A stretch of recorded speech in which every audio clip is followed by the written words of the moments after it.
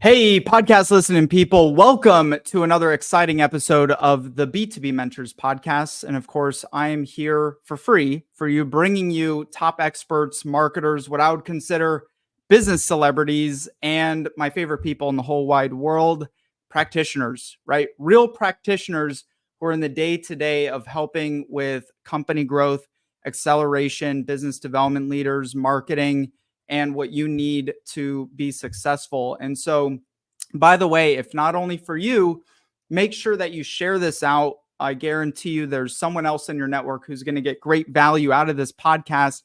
And of course, because I have a legendary guest with me today, Carilu Dietrich, who is a former CMO, most notably the head of marketing that took Atlassian public. These days, she advises CEOs and CMOs of hypergrowth tech companies. Current and past clients include Sprout Social, Bill, ActiveCampaign, 1Password, Segment, Miro, and I think I said it wrong that time, didn't I?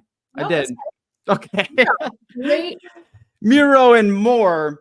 And thrilled. We've been talking about doing this, and I'm really excited. You've done a lot of podcasts, but I think we're going to hit some different angles and topics that maybe no one's heard you talk about, no one's heard you share. So I'm thrilled to have you. Welcome. Thanks for having me. Excited to be here. What was the teenage Carilu doing in her days? Were you just super, similar to me, like very entrepreneurial, ambitious, always knew you wanted to be in business? Did you have different career path plans? Were you the class leader? Were you the one who was terrible at school and, was more focused on other things like business? Tell us a bit about that. Well, you nailed it, because you'll hear something that I've never shared with any podcast. But I think my first leadership role was in preschool, where I started the Queen Bees. And I was the queen bee of the Queen Bees, and we would fly around the playground where I wanted to go. But all joking aside, I really always loved leadership. I was captain of 3 sports in high school. I led a volunteer club, the Key Club. But I was really focused on my academics. I think the difference, when you and I have talked about your entrepreneurial spirit, I don't think I was very entrepreneurial as a kid. I was more achievement oriented in the structure. Like, what do I need to do to get the best grade in the class? How hard can I work? And can I work harder than other people to do better? And it was very much within the structure. My dad and mom were lawyers. My dad worked for the County of Los Angeles for 42 years. So the career that I've built blows his mind, changing jobs frequently at big tech companies. I've been acquired 6 times and changed companies. Now being an advisor, where I advise 6 to 10 companies at any period of time. The entrepreneurial spirit was something that grew over time, built on top of hard work and leadership. Were passion. they pressing you to go into the lawyer life, or they're like, don't go anywhere near this, stay away? They really wanted me to become a lawyer. It had been a great path for them. They were pretty much self-made. My dad particularly had a tough childhood and not a lot of money, and had a great life based on a law degree and a law job with the County of Los Angeles. So there was a lot of pressure. I didn't like the arguing and imagining the bad things. What I love about business is creating. We're creating something new. In my career, we've gone from creating the internet, creating mobile, we're creating AI. I don't know. I wrote a white paper early in my career about service-oriented architecture, which is a boring kind of deep tech concept, which is now the basis of how all applications are created, put together through different services. And at one time, it was a dream and a white paper, and now it's what every developer in the world considers standard. So the concept of building and creating instead of imagining the worst case scenario and writing rules so we can sue each other and win is just much more inspiring to me.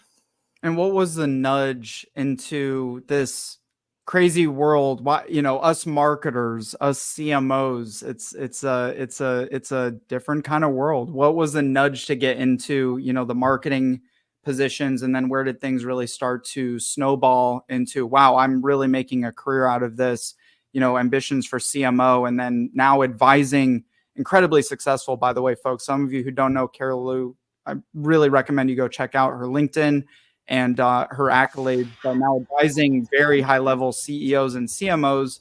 What was that kind of first step into this world? The world works in mysterious ways. I had wanted to be in nonprofit and help the world be a better place, but I wrote a book on the giving programs of the top 50 tech companies just when tech was exploding in the early 2000s. And I thought, that's where the innovation's happening. I want to be inside the companies, and maybe I can make a difference in the world and give money away to nonprofits from inside of a tech company. I started in sales. I did enterprise sales with a very successful large internet company. And then we were acquired, and they messed up some products that I'd already sold to some clients. And I thought, I want to be in the head. I want to be in the brain, not here out at the tentacles of the octopus being whipped around. I'm going to go into marketing where they're making all the decisions, which is kind of a funny thing to think about now, because as marketers, we feel whipped around at the end of the tentacles. So I got into marketing. I had a great marketing leader, a CMO founder, and decided early in my career I wanted to be a CMO. I cross-trained and took different jobs across different departments, and ultimately had the responsibility for entire teams and more than 100 people at Atlassian across a global multi-general manager structure. I've done complex global work through Oracle. I've done early stage startup work. And then in the last couple of years, I started advising, really because when I was a young up-and-comer early stage CMO, I felt very alone. I didn't have a network of people that could help me understand the best practice. I would listen to webinars and read books and newsletters, but it's all a little bit abstract, and it's not specific to your business, your industry, your B2B or B2C. For me at Atlassian, we were doing things no other companies were doing with the product-led growth in the early days. And so I help CMOs now by pairing with them and sharing all the different best practices from all the other companies I know and all the other CMOs I know. And then I help the CEO see what marketing could be doing better, but also what the whole company needs to do better as a strategy to make marketing better. Couple like interesting things to point out here for anyone who's looking to accelerate as well is one, you learn sales, and that makes you an incredibly dangerous marketer in a good way, dangerous in a great way, because so many marketers go along and never dive into sales. Number two, it seems like you've done a lot of self-educating, continue to do a lot of self-educating. I think people maybe are like, oh, I know that already, and don't really, really go into depth. And I don't know if I missed this, but did you have, a mentor, a coach, someone you looked up to that was helping you to kind of guide along your career path to where you are today? Or was it just a lot of consuming, what's out there through books and podcasts and media over the years?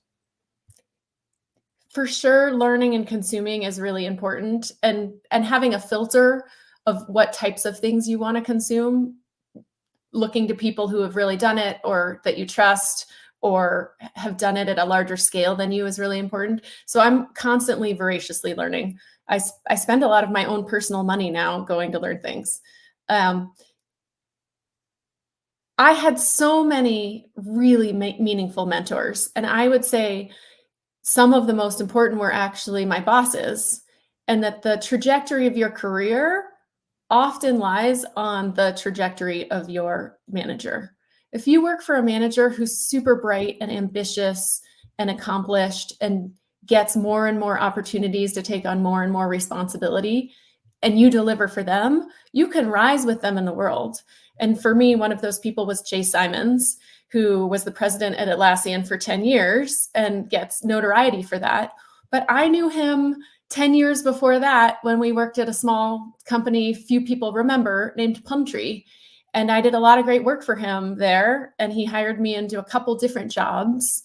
And then I went to Oracle, where I had a fantastic manager who was the global head of advertising for Oracle and taught me so much about business and strategy and marketing. And then Jay recruited me back to Atlassian. So I don't think I would have even joined Atlassian if it weren't for a mentor that I trusted and being a trusted person in his network.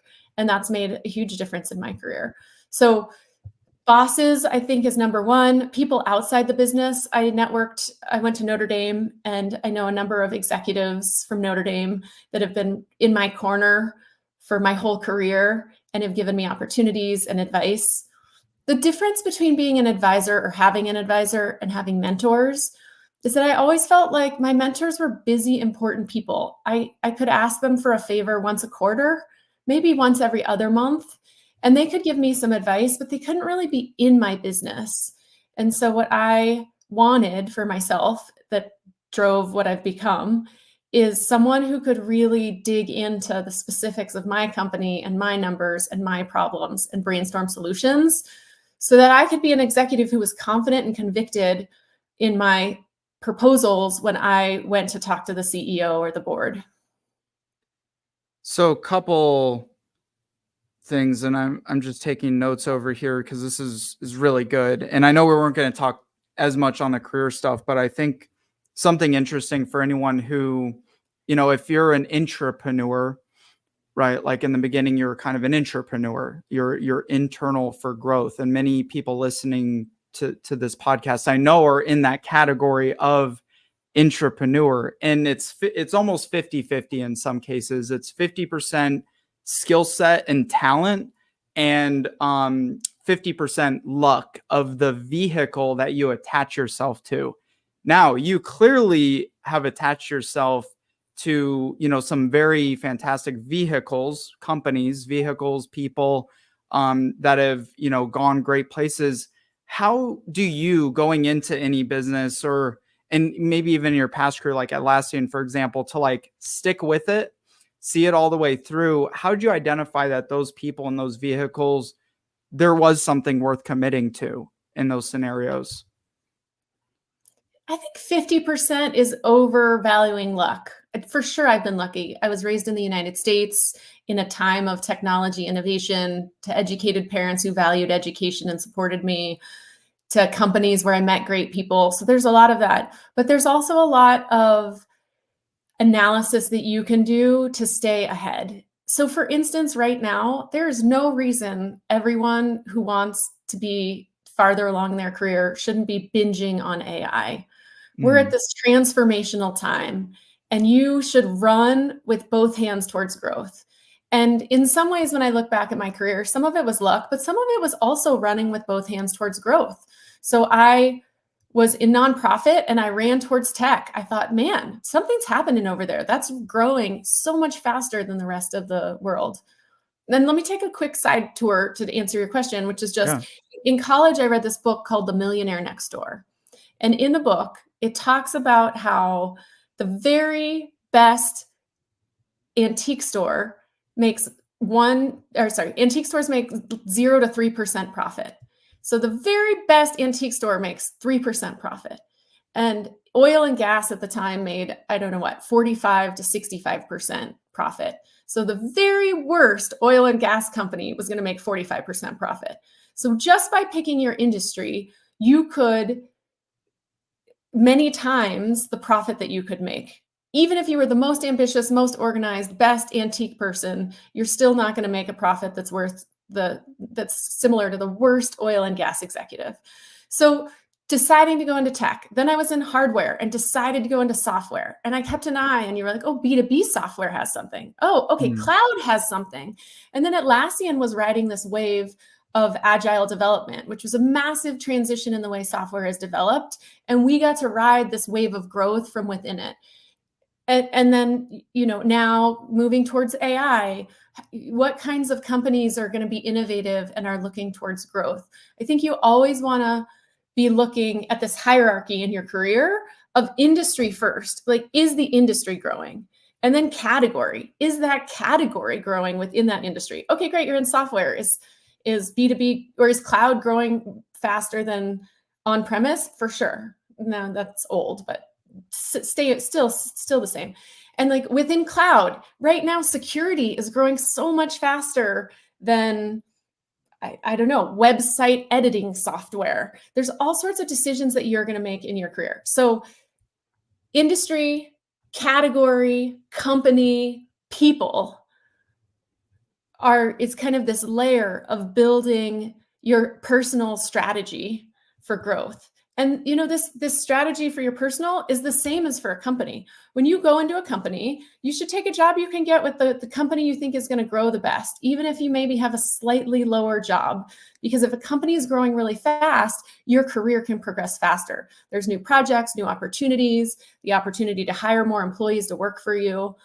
And then when you get in there, you have to work the hardest, raise your hand for new opportunities, come up with opportunities and be proactive, pitch ideas for things that are really going to help the company and not just your career. And those are some of the things that help you make the luck. I love how you laid that out. And I think so many, times it's a lot of the opposite. I attach myself to the people because I love the people, or my career movement happens with the people, but the kind of top down that you had talked about in that way makes a lot of sense. Now, here's how we tie it, back together into especially what you're doing now in the CEO and CMO category, because there are plenty of case studies of companies. They're there at the right time. They have the right product, the right service. They're in that perfect side of the adoption curve to explode, and they instead implode and they fall apart. What have you seen and experienced as a reason behind that happening? The most important thing is that you have a product that the people you're trying to sell to really need and want.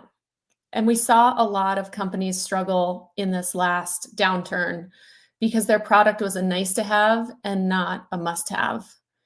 And so it starts with the product being something that is a category people really need, right? Soylent as a drink that you could drink ultimately isn't something you have to have. It's something that's a nice thing to experiment with until it doesn't work. Which was Soylent. Soylent was a meal replacement drink that you could drink all the time. So is it a product people really need? People really need their CRM and sales. In this downturn, people needed a lot of their data products to analyze what was really working. People didn't need collaboration software as much. They could consolidate between different types of collaboration software and pick fewer products. So first, it's really about having a product people want. Second, making it different and really relevant. So I think some of the best companies keep really close tabs on customer love and make customer love. And we saw that with the growth of Zappos on the consumer side, that they were just so customer focused. That was a huge orientation.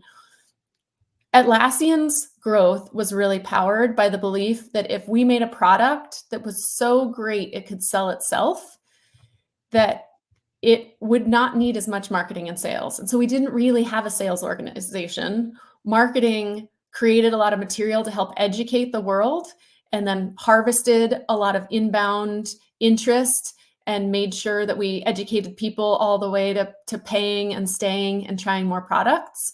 But as a company, we spent twice as much as other companies on product development and half as much as other companies on sales and marketing. So we were fixated on making a product that was different and better for our audience, and really doubling down on Net Promoter Score and customer satisfaction to measure that and stay focused. So a product that people need, that's different from the others, that's continuing to innovate and get farther ahead. Those are some of the most important things. And then I think what comes after that or with that is really company strategy. What are the pathways to growth? What are the bets that we're going to make? Is the whole company aligned around those bets? So I see companies where marketing's making a little bet on a vertical, and sales is making a little bet on a region, and product is making a little bet on kind of a new product category area. And they're all doing separate things, and each of those aren't paying off.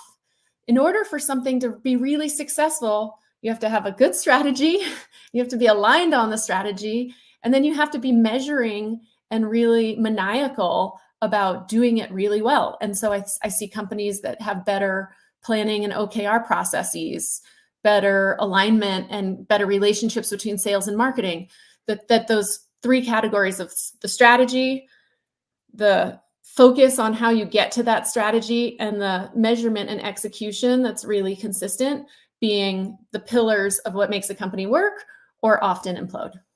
So despite the downturn that we've had last year, for example, and that's not some companies had their best year ever. Some companies really, really struggled. And I'm sure something you've heard quite a bit is, because the first thing to always go is marketing budget. That's, like, okay, we're going to first call back on our marketing budget.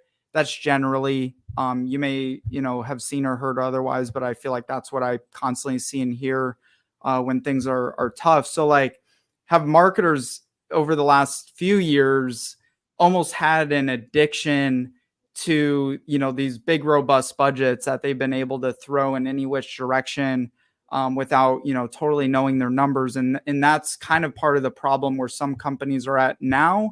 And, or is it, also as part of that, we haven't really figured out where we can pull the growth levers that are bootstrapped and can work whether the economy's good, the economy's bad, we have a massive budget or we have a small budget. What's your thoughts on that? Is the budget really the issue, or is it the execution of what CMOs are, putting into their marketing in the last 6 months and even just at the beginning of this year? I did a presentation a number of years ago to some CMOs about why we needed to think like investors, both for our personal finances, but also as business executives.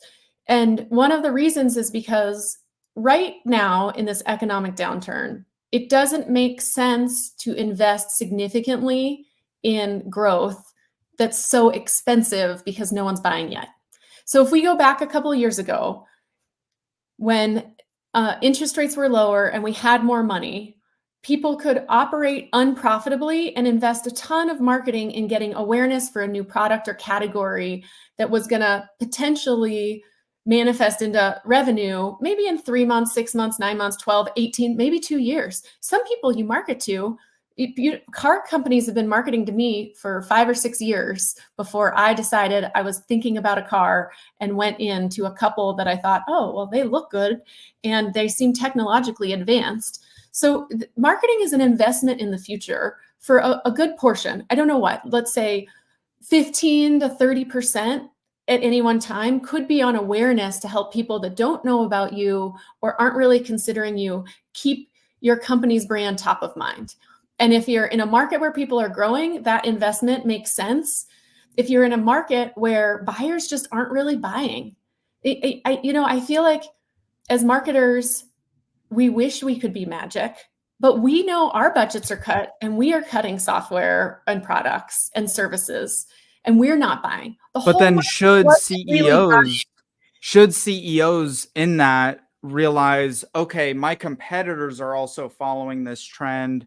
And so if we really want to see the growth that we want to see happen 2 years, 3 years, while everyone's cutting back, we should continue to pour into marketing, even though we may not see a return on that for 12, 18, 24 months.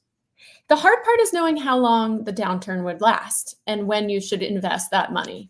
So what everyone's done, which is very rational, is to cut back overall to say, hey, for every dollar invested, we're not getting $2 back. Sometimes we're not even getting $1 back in the same year. Our payback period, our overall payback period is 18 months or 2 years or 5 years. It's just not rational to make that investment. So people are narrowing it in to focus on things that are measurable and highest converting, right? First, let's make sure we maintain all of our current customers. That's the best path to revenue. Second, let's make a good move. Make sure to keep customers. I like that. Which is a big one, but we're less focused as marketers. We're less focused on that in a growing 100%. economy. We think that we take it for granted. In a downturn, 100%. we can't take that for granted. So a number of people are focused on how do we spend money to keep our customers happy and paying? How do we sell to our customers? They're the best prospects if we have additional products and services because they already have an affinity for our brand and know who we are. We don't have to pay awareness advertising to tell them who we are. We could just email them and call them and do something delightful to try to get them to buy more things. So those two things are considered good investments in a downturn. And then spending more money on people who are more targeted, right? So we've seen some great innovations in marketing around intent data and in account-based marketing, huge improvements and leaps forward in analytics on product-led growth. So really highly instrumentized ability to target who's actively in market right now that could consider you. So how do we take our money and really focus it in? So there will be a period, and I don't know that we're there yet, when we want to invest ahead of the growth to say, okay, we think the growth is coming, let's invest in some more awareness. But again, thinking like an investor is important, because one of the things the CEO is balancing is, what are the numbers that the company has to show to get our next round of investment, or to just have enough money to not need to ask for money. And so there has to be this economic diligence to say, Atlassian was bootstrapped, which meant we never spent money till we already had it. Or, a venture capital company wants to know they have, a venture-backed company wants to know they have 2 or 3 or 4 years of runway. So they don't have to ask for money when they're desperate. And so marketing needs to think where we can get the return on investment, and also be understanding of the strategy for why we're cutting in this market. And actually, why we will get to invest in a growth market. Don't get too depressed in your career when things get cut. Just do great work and hang around until they grow again, and you'll get to spend, more money and do more awareness activities. I love that. Getting that mindset shift to thinking like an investor. Part of that is really knowing your numbers. And I'm curious, from what you've seen across the CEO and the CMOs that you've worked with, what are really the 3-4 kind of core pillars that you're looking to build, or maybe execute, or to relay to the CEO and the CMO dynamic, if they are interested in hypergrowth? I was still thinking about the investments. You're saying what's important for a CEO? What strategies are important to get hypergrowth? Is that maybe not? Yeah, strategies, like pillars, the fundamentals. I mean, you've done enough discussions between CEOs and CMOs, which again I really like about your approach, because there's a lot of advisors for the CMO, and they're working with the CMO kind of in a vacuum. There's advisors to the CEO who work kind of with the CEO in a vacuum. You're working congruently with the two. And so to, build hypergrowth between, congruency with the two, what are some of the pillars that you're looking for in that relationship, in that dynamic? The first pillar of hypergrowth is an amazing product, because the second pillar of hypergrowth is organic traffic and word of mouth. If you have an amazing product that people want, and they hear about it from trusted people, they've seen it, they read about it, people are talking about it, and they come to your website. We all know as marketers, the people who come to our website as inbound convert sometimes at 5x, 10x what a paid lead will convert to revenue at. So you can't really afford to pay for hypergrowth in paid advertising. It has to be that you're maximizing organic inbound interest. And the way you get the organic inbound interest is by having an amazing product, doing something that's different and interesting that people are talking about, right? Did you know OpenAI didn't even have marketers until, I think it was 9 months after they had their explosion onto the scene? Whenever it was it in November? And now they've passed a million users in what period of time? 1 million users in 3 days or something 3 crazy, days. right? And it's over like 100. I don't know. I saw the stats the other day, and it's the mind-blowing amount, right? It's the fastest growing company of all time, and marketing was almost irrelevant. There's a couple of marketers. They had a developer conference. They hired someone who was a VP at another company who was a developer marketer. There's a number of people inside the company who are doing, they write technical papers. They have a website. They're doing marketing activities, but marketing is not the reason OpenAI grew. A viral hypergrowth, organic growth, and I know they're an outlier, but is based on having a product that's so good for something that's so relevant and chat worthy. And NVIDIA could be the same. I mean, NVIDIA has been around for years, and has had its ups and downs, and most people wouldn't even have known its name. And at this moment when AI is exploding, they have the best innovative technology with the best clients, and clients talk to each other and companies build things on them. OpenAI is building on NVIDIA chips. So Hypergrowth pillar is amazing product, and it doesn't have to be as amazing as OpenAI, right? Miro was online whiteboards and happened also at a time of COVID, when people were trying to collaborate remotely. So it was kind of the perfect product at the perfect time. And then it worked so well, everyone told their friends and told other people at their work. And so the organic traffic comes. Then once you have those two things, a great product and some organic traffic, a third important pillar is making it as easy and fast as possible to buy. And so fewer roadblocks, less annoying processes, right? Just really taking all friction out of the buying process, whether that's online or offline, to help it move very quickly to revenue. And then the last pillar is building community. And so continuing to get the people together who are fanatical and getting them to be your advertisers and salespeople in the world through speaking at conferences, building their career around your products, talking to each other, running user groups that help educate new customers or prospects about the product.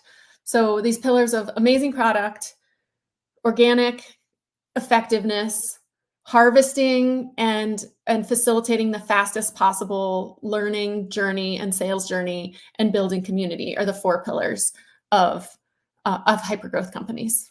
I really hope those of you listening are taking notes. I have 2 pages of notes. This is definitely one of my favorite podcasts. I think that was really, really clear and concise. And I feel bad too, because I know we got to wrap up here, but at some point we may have to do another 10, 15 on AI alone. I know you're doing a lot of content and talk around that, and we didn't even dive into AI in the marketing world yet, but of course you're going to have to follow Carilu to see a lot of that stuff. And before we wrap up, and if you even want to take a second to think about this, what is something in the world of B2B marketing that you've held as a long-standing belief, maybe for the last couple of years, maybe even, longer than that, that you've actually changed your mind or opinion on in recent months? I would say it's more about my career versus marketing. But I think when I started out, you had a business degree. I did not have a business degree. I have this insecurity because I didn't go to business school. I had some great, amazing career opportunities at the moment. I would have gone to business school, and I took them instead. And I am less well-trained in traditional business structures of finance and accounting. I thought they were boring earlier in my career. And I had some friends who were management consultants, and I thought, I don't know if I'd really want to do that. And when I come full circle, marketing is an important skill. I got into it because I loved it. It's where artists and writers go to flourish in business. And we do some great marketing. But if the fundamentals of the company aren't strong, no matter how well you market, you won't be successful. And so for me, as my career has gone on, I've gotten more and more interested in listening to earnings calls. Like, how is the overall company doing publicly, and like versus expectations, and how are the profit margins? Like, should we be spending more money, or should we actually be spending less money to be safer so that we can attack when the time is right? There's all sorts of aspects of the business strategy that I just never understood as a marketer, and a lot of times was frustrated kind of being a mid-level marketer by the decisions the company was making, because I didn't really understand the broader business context. So to come full circle, I do think business classes and business school can be really useful. And I think there's a lot of other ways to build those skills without that structure, but really making friends in finance. And again, listening to things like earnings calls, where you can get insight into why do other people think that the success of my company or this competitor is going to happen or not happen, because marketers can and should be company strategists. Like, if marketing fails and it's because of company strategy problem, part of that is the CMO's job to say which which market should we be in? Who should we be selling to? How are we differentiated? How do we acquire companies or build products that expand that lead? And so I think marketers need to think of becoming business strategists to have the greatest career impact. And that's an evolution of my own career bias against the kids in business school when I was. Listen, I think the fact that you hadn't done that is actually what has made you extremely successful, because of one trait that I've picked up on, and we're very similar in this, is just that natural curiosity. And if people can learn how to develop that natural curiosity of just, that's interesting. I've heard of that. I've seen it. Why, what, who, my teachers always annoyed the crap out of my teachers because I'm always asking the annoying questions, or my parents, why do we do it that way? What's the point of that? I think that is part of the reason, among, of course, many others, why you're incredibly successful. And I can't thank you enough for sharing your time, your wisdom with us today. That was a lot of fun. I have pages of notes already. Definitely going to go back and listen to this interview, as the rest of you should. And with that, Carilu, what is the best way? Of course, on the screen here, we'll put all the links in the podcast, carilu.com. Anything else you want to shout out, or just ways people can find you, follow you, and get into contact with you? Yes, follow me on LinkedIn, and I write a blog weekly at carilu.com. So thanks for having me, Connor. I really appreciate it. I've enjoyed this, and I've enjoyed some of your other podcasts. So follow Connor to learn more as well. Can't thank you enough for that. Go to carilu.com right now. Check it out. Go subscribe. Do all the good things, and appreciate you all. I'm super grateful for you all. Much love to you, my friends. Make it great. And we will, of course, see you on the other side.